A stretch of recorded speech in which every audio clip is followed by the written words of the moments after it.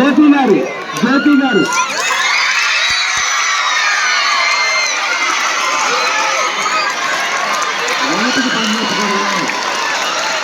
చెప్పట్లంటే చేతితో పడతాం నోటితో కాదుగా ఆ సినిమా అనేది నోటితో రావడం అని ఆ చిన్న చెప్పుడు అది మీరు గౌరవించినట్టు కాదు ఎగతాలు చేసినట్టు అరవటం అంటే వెళ్తాం చేద్దాం అది జ్యోతి గారు మీ కథలు ఉంటే అందించండి. ఝాన్సీ గారు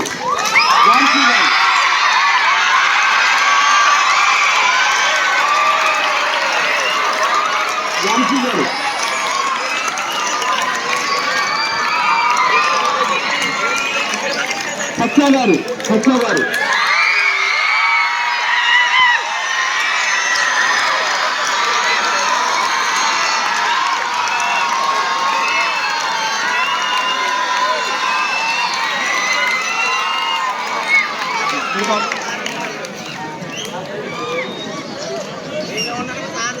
చందన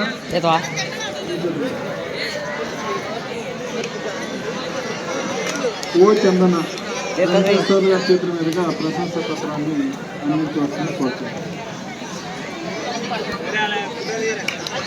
ప్రశంసా పత్రం మరియు రాజ్యాంగ పుస్తకం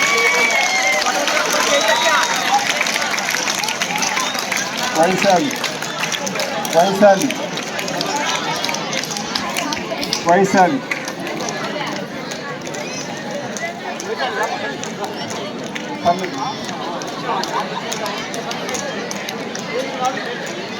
అభినవ్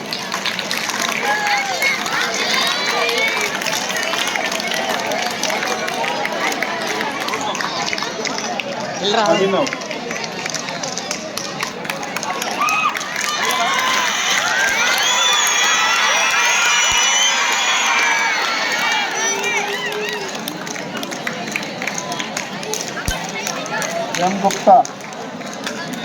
గుప్తా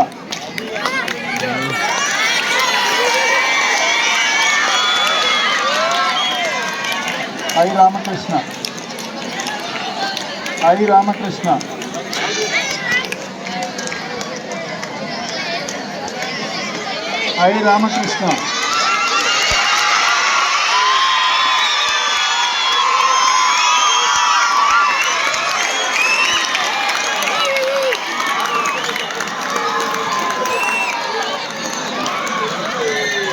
ఎం మోహిత్ సాయి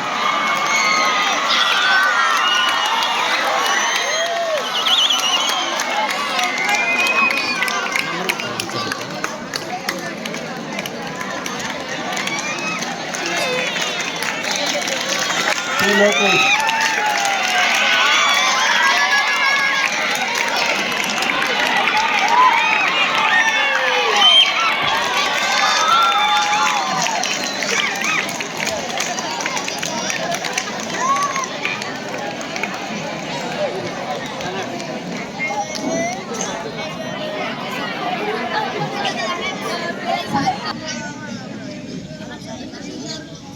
కమ్యూనిస్ట్ యాక్టివిటీస్లో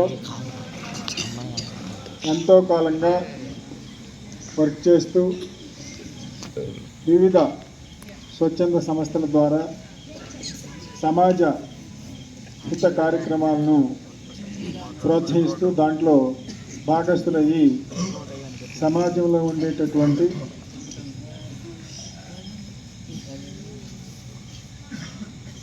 సమాజాభివృద్ధికి ఆటంకంగా ఉన్నటువంటి అంశాలను పరిశీలించి వారు ఉద్యమాల ద్వారా ప్రభుత్వానికి చేరవేసి ఆ సమస్యల పరిష్కారం కోసం పనిచేసేటటువంటి వ్యక్తి. అట్లాగే కేవీఆర్ విజ్ఞాన కేంద్రాన్ని నిర్వహిస్తూ విద్యార్థులకి ప్రతి విద్యార్థి భావి భారత పౌరుడిగా తీర్చిదిద్దడానికి అవసరమైనటువంటి మెళకువలు నేర్పించేటటువంటి వ్యక్తి. అట్లాగే డి వెంకటేశ్వర్లు గారు మీకు అందరికి కూడా పుస్తకాన్ని బహుకరించడం జరిగింది. దాన్ని ఖాళీ సమయంలో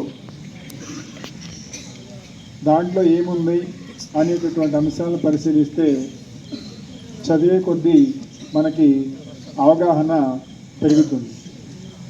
అట్లాగే వారు ఇరిగేషన్ డీగా ఉంటూ ఏలూరు జిల్లాలో మరి రైతులకి వ్యవసాయ పరంగా అవసరమైనటువంటి అన్ని వస్తువులను ప్రభుత్వం నుంచి అందించి రైతులందరికీ కూడా ఎంతో మేలు చేస్తున్నటువంటి వ్యక్తి వెంకటేశ్వర్లు గారు.